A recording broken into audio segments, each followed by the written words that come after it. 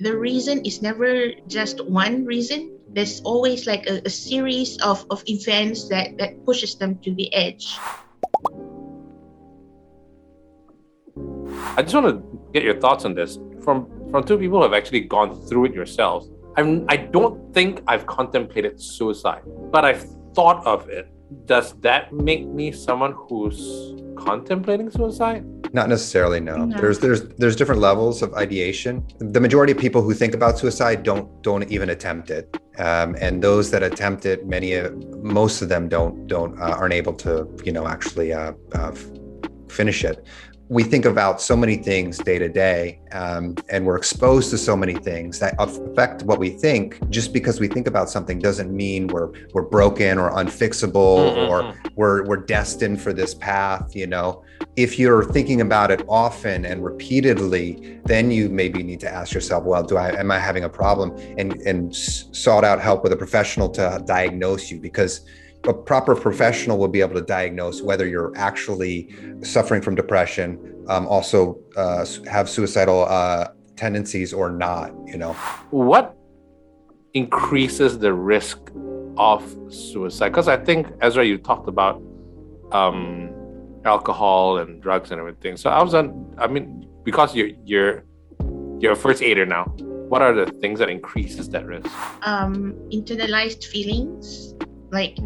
Normally, the reason is never just one reason. There's always like a series of events that pushes them to the edge. So it's never just one reason. Like there's no such thing as somebody died by suicide because he was fired from a job. It's normally because of a series of events that pushed him towards the edge.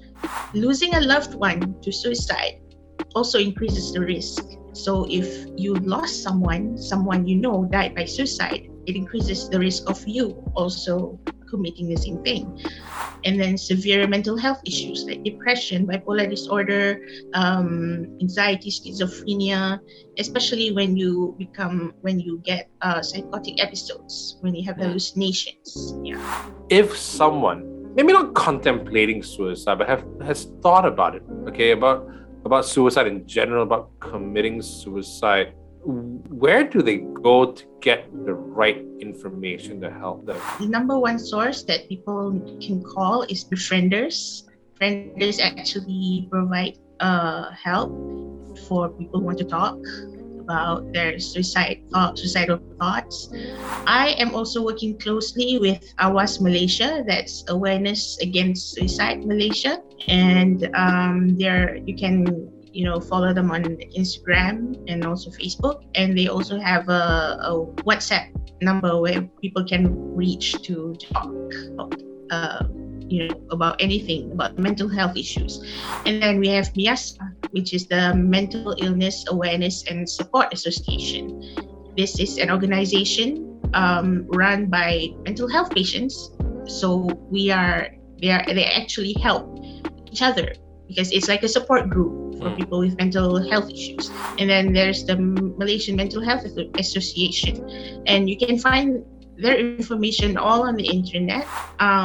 But again, if someone is already on the brink of suicide, then they can just go to the nearest hospital, the emergency department, and they can get help there.